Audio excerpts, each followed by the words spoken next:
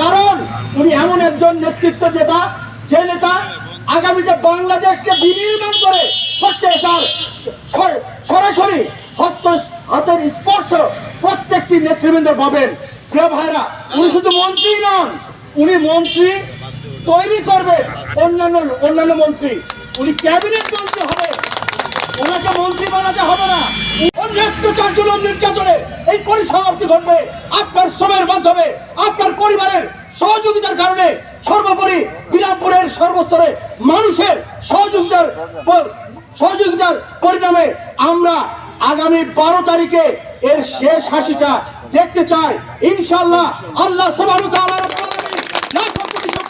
তিনি আমাদের এমন একজন নেতা দিয়েছেন যিনি বাংলাদেশকেই পরিচালিত করবেন। ভাইরা, আপনারা শুধু 4:30 পর্যন্ত ভোট বিপ্লব তৈরি শেষে সিল দিতে হবে।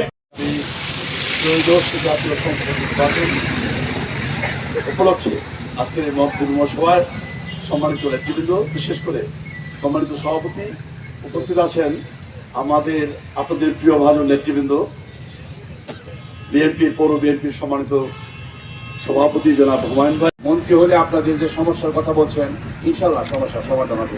আমরা আসার উদ্দেশ্য হইল আমরা আপনাদের সহযোগিতা করা, আপনাদের সাথে সময় দেওয়া, আপনারা যাতে আরও উদ্দীপনা নিয়ে কাজ করেন, এই জন্য আপনারা সকলেই ভালো থাকবেন। 12 তারিখ সারাদিন গানের শেষে ভোট দিবেন। খুদা হাফেজ। বাংলাদেশ জিন্দাবাদ। হিসেবের পক্ষ থেকে শুভেচ্ছা ও স্বাগত। আমার পূর্ববর্তী বক্তা পৌর বিএনপি সভাপতি উনি জাহিদ সাহেব সম্পর্কে বিস্তারিত বলেছেন। আসলে আমাদের ধারণা ছিল আমরা ময়মনসিংহের গফরগাঁও থেকে ওনাকে নির্বাচনে দাঁড় করাবো, কিন্তু আমরা ওনাকে ধরে রাখতে পারি নাই। আপনাদের বাকি ভালো, আপনাদের লাগ ভালো, কাজে আপনারা এমন একজন লোককে আপনারা প্রার্থী পেয়েছেন যেটা তাকে নির্বাচিত করেন। উপস্থিত আছেন আমাদের সঙ্গে যারা এসেছেন, তার মধ্যে আমরা পরিচয় হয়ে গেছি, আসলে সময় আমরা নষ্ট করতে চাই না। আমাদের সম্মানিত নেতৃবৃন্দ, আপনাদের পৌর সমিতি, কিন্তু এই আজকে এখানে এসে বিরাম করেছে দেখলাম যে বিএনপির নেতৃবৃন্দ শ্রমিকদেরকে এত বেশি ভালো কেন্দ্রীয় কমিটির পক্ষ থেকে প্রিয় ভাইরা, জাহিদ ভাই সম্বন্ধে আপনারা চিন্তিত যে শ্রমিক দলের মানে খুব অল্প কিছু করে নোটিশে আমাদের যে বিএনপি নেতৃবৃন্দ এখানে এসেছেন, আমরা শ্রমিকদের পক্ষ থেকে আমরা অনেক কৃতজ্ঞতা জানাই।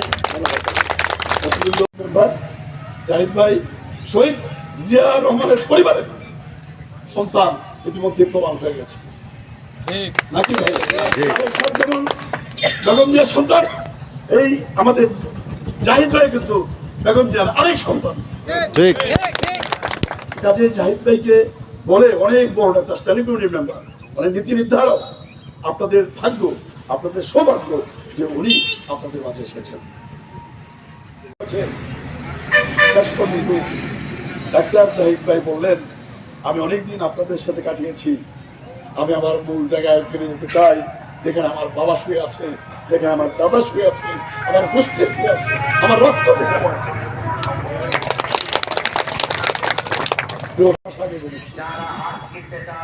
আমরা কিন্তু জানতাম না জাহিদ ভাই এই এলাকার সন্তান। আমাদের অনেক স্বপ্ন ছিল, ভাই বলেছেন আমাদের রেজাউল ভাই, অনেক স্বপ্ন ছিল ময়মনসিংহ লোকের, সমস্ত ময়মনসিংহ জেলার, যে জাহিদ ভাই আমাদের নেতা হবে, জাহিদ ভাইকে আমরা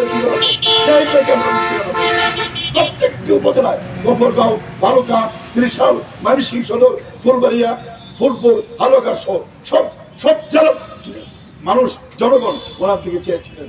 দুনিয়া আমাদের এলাকা থেকে আওয়ামী লীগ আছে না, তাহলে বাংলাদেশের বড় দলকে বিএনপি। জামাত লাফায়, হ্যাঁ, ফরিংয়ের মতো লাফাচ্ছে।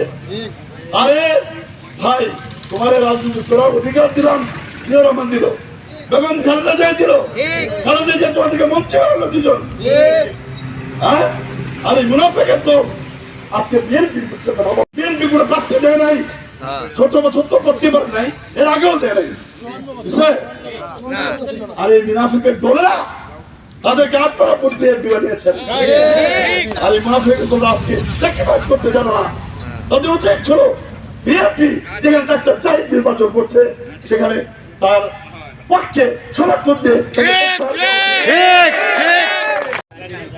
প্রিয় ভাইরা, আমাদের নেতা নেত্রী গণতন্ত্র ফিরে গেছে। গণতন্ত্রের স্বপ্ন আমরা দেখছি, আমরা গণতন্ত্রের সুবাতাস লক্ষ্য করছি। আজ এই আমাদের নেত্রী, আমাদের অনুরোধ থাকবে নেত্রী যে শেষ স্বপ্ন ছিল হাসিনাবিহীন বাংলাদেশ চাই। আমাদের নেত্রীর নতুন করে যেখানে তোমাদের কোনো অবস্থান ছিল না, 3 সিট পাইতা, 7 সিট পাইতা, 17 সিট পাইতা, কোনোদিন এই বাংলাদেশের রাষ্ট্রীয় ক্ষমতা আসেন নাই। 17 সিট পাইয়া এখন স্বপ্ন দেখে বিএনপি রে, আওয়ামী লীগ নাই, বিএনপি রে যদি পচাইতে পারি তা আমরা রাষ্ট্রীয় ক্ষমতা চলে যাবো। বাংলাদেশের মানুষ শহীদ রাষ্ট্রপতি জিয়া রহমানকে কখনো হৃদয় থেকে মুছে ফেলতে পারে না, পারবে না ইনশাআল্লাহ। উনি মুক্তিযুদ্ধে স্বাধীনতার ঘোষণা দিয়েছেন। উনি একটা তলাবিহীন জুড়ি থেকে রাষ্ট্রকে আজকে উন্নয়নের দ্বার প্রান্তে উন্নয়নের পথ উন্মোচন করেছেন। আমাদের ভিত্তিতে সমস্ত প্রথমে ভুলে গিয়ে একটি ঐক্যবদ্ধ জাতীয়তাবাদী শক্তিকে বাংলাদেশের রাজনীতি এনে সবাইকে সঙ্গে নিয়ে দেশের বিকল্প পথে। কিন্তু ওরা জুড়েন কি বলে লাশনের ধর্মের কাহিনী, আজকে বলে বিএনপি নাকি চাঁদাবাজ। আরে বিএনপি যদি চাঁদাবাজ হতো, তোমাদের মতো 2001 থেকে 2006 পর্যন্ত 2টা মন্ত্রী বানিয়েছিলেন, জানেন 2টা মন্ত্রী বিএনপি যদি চাঁদাবাজি করতো তখন তো প্রত্যাহার যাকে ইচ্ছা তাকে দিবে। এই অবস্থান আমরা চাই। আমাদের নেত্রীর স্বপ্ন ছিল আগামী দিনে একটি তত্ত্বাবধায়ক সরকারের অধীনে একটি নিরপেক্ষ নির্বাচনের মাধ্যমে বাংলাদেশের মানুষ তাদের নিজস্ব প্রতিনিধি পার্লামেন্টে পাঠাবে এবং দেশ পরিচালনা করবে। এই স্বপ্নকে আমাদের নেত্রী আজকে আমাদের মাঝে নেই।